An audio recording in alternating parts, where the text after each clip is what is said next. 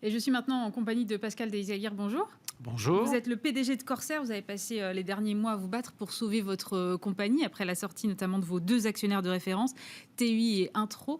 Où est-ce que vous en êtes aujourd'hui ? Alors d'abord, un plan de financement a été bouclé en 2020, donc qui s'est terminé par une solution qui nous a apporté 300 millions d'euros de financement, ce qui permet bien sûr de voir venir et de passer la crise. Un fort soutien de l'État français, qui je crois a tout à fait pris conscience du côté stratégique de la compagnie Corsair. Et puis un nouveau tour de table, de nouveaux actionnaires, des entrepreneurs privés.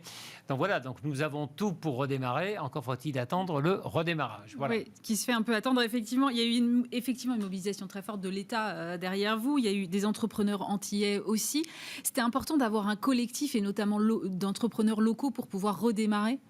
Oui, c'est très important parce que vous le savez, une grande partie de notre exploitation, ce sont les départements d'outre-mer, les Antilles et la Réunion. Donc le fait d'avoir une très forte majorité d'investisseurs, de chefs d'entreprise basés non seulement aux Antilles, puisqu'on en a en Guyane, on en a à la Réunion, c'est très important évidemment parce que ça nous apporte une dynamique, ça nous apporte des possibilités de synergie, du business additionnel, un réseau relationnel, une implantation locale très très forte. Donc c'est vrai que c'est un atout très important pour la reprise. Comment est-ce que vous avez vécu, vous, ces derniers mois ? Parce que déjà, effectivement, vous étiez logé à la même enseigne que vos confrères des autres compagnies aériennes. C'est-à-dire que tout le monde a pris la tempête et tout le monde s'est arrêté. Mais en plus, vous avez subi le changement d'actionnaire. Comment est-ce qu'on garde le cap dans des conditions pareilles ? Oh, vous savez, il faut avoir le calme des vieilles troupes, l'expérience, la résilience, etc. 2020, déjà, je me suis donné complètement dans la solution de sauvetage de la compagnie Corsair. Bon, ça c'est bien terminé. Maintenant, je dirais, après, vous savez, on est habitué, il faut avoir une certaine capacité d'adaptation. Donc voilà, maintenant, vous savez, le point majeur, c'est la reprise à partir de quand ? Parce qu'il faut reconnaître que chaque mois qui passe se traduit pour toutes les compagnies aériennes par des pertes très importantes. Bon, et donc, on ne peut pas rester durablement dans une telle situation non plus. Aujourd'hui, vous avez des avions qui volent un peu ou tout est Très peu. Vous savez, nous, on est à moins 80% d'activité, nous, comme les autres compagnies. Donc, il y a eu les motifs impérieux. On a une petite reprise, vous en souvenez, quand ça s'est à nouveau libéralisé en fin d'année et puis tout début de l'année 2021. Et puis, depuis l'instauration des motifs impérieux courant février, on est tous tombés à moins 80%. Donc, moins 80%, c'est très, très difficile. Donc, on vole très peu. On a des avions sous-utilisés et on a des personnels navigants qui ne volent pas assez. Ce qui pose des problèmes aussi, évidemment, en matière de qualification, etc. Oui, pour la reprise, ça va être... Pour la reprise, oui. Comment vous allez l'anticiper ? Ça veut dire qu'il va falloir que vos pilotes refassent les heures de vol juste avant ? Écoutez, on fait tout ce qu'il faut pour qu'ils puissent maintenir, bien sûr, leur qualification et leurs compétences. Ça nous coûte assez cher, puisque là, parfois, on doit faire des ronds en l'air, vous voyez ce que je veux dire, pour leur faire à vide des atterrissages et des décollages. Donc ça, c'est la priorité. Et d'autant que pour nous, en plus, nous sommes en période de recrutement, puisqu'on augmente la flotte, puisque vous savez qu'on introduit des nouveaux appareils à 330 Neo entièrement neufs. Donc là, on en reçoit 3 en 2 mois. On en recevra 2 par la suite. Donc effectivement, bon, mais ça, c'est notre job, si vous voulez, que de s'adapter à la situation. Moi, j'étais un peu surprise de voir qu'effectivement, vous aviez reçu ces avions neufs. Je me suis dit, ils sortent à peine d'une crise, puisqu'on est encore dedans. Vous auriez pu décaler ces livraisons ? Pourquoi vous... Alors, on les a décalées autant que possible, mais on n'a pas pu plus les décaler. Et je crois que c'est une marque de confiance, vous savez, dans l'avenir du transport aérien, parce que c'est quand même une industrie de croissance. Donc, on sait que quand ça repartira, on peut espérer un rebond assez fort. Et puis, même les perspectives tendancielles sont quand même très, très positives.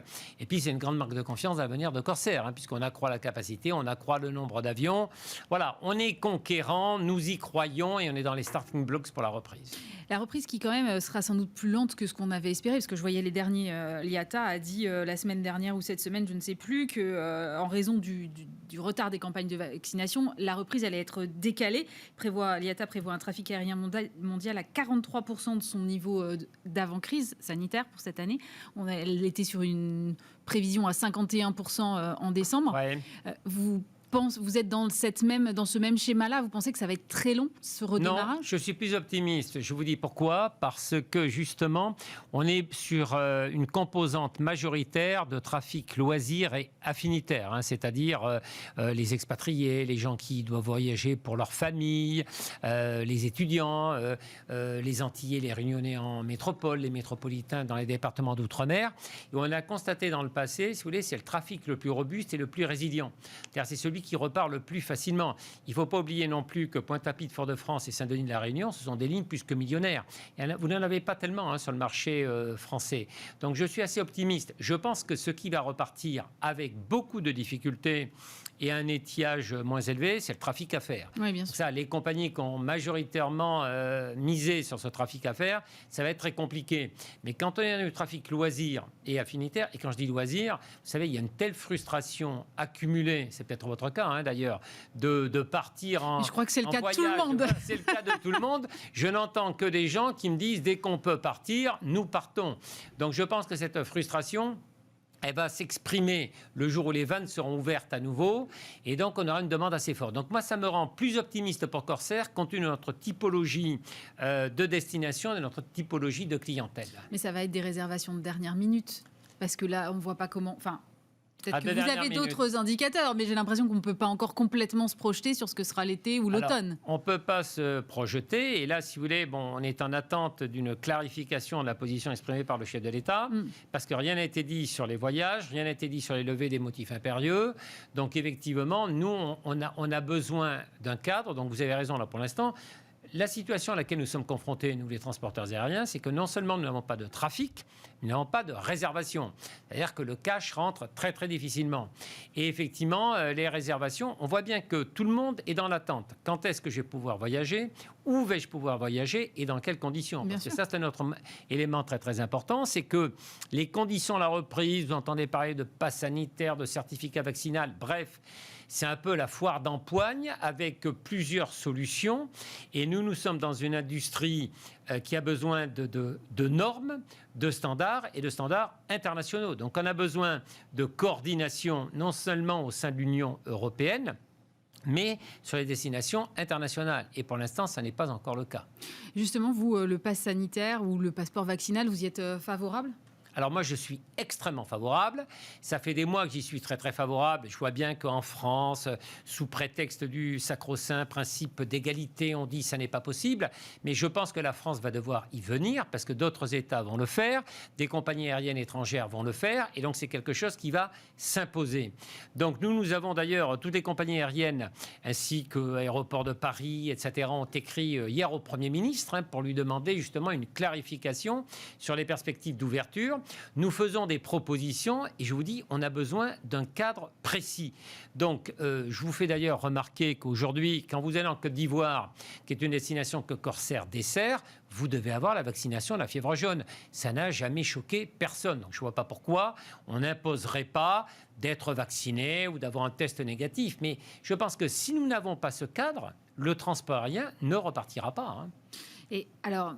Il y a eu un appel, notamment d'Alexandre de Juniac, le patron de l'IATA, dans Les Échos, je crois, il y a une semaine ou deux, où il disait finalement, à un moment, il faudra qu'il y ait un mouvement de restructuration dans le transport aérien, parce que c'est plus possible d'avoir comme ça trop de compagnies. Est-ce que vous partagez, vous, cet avis-là ?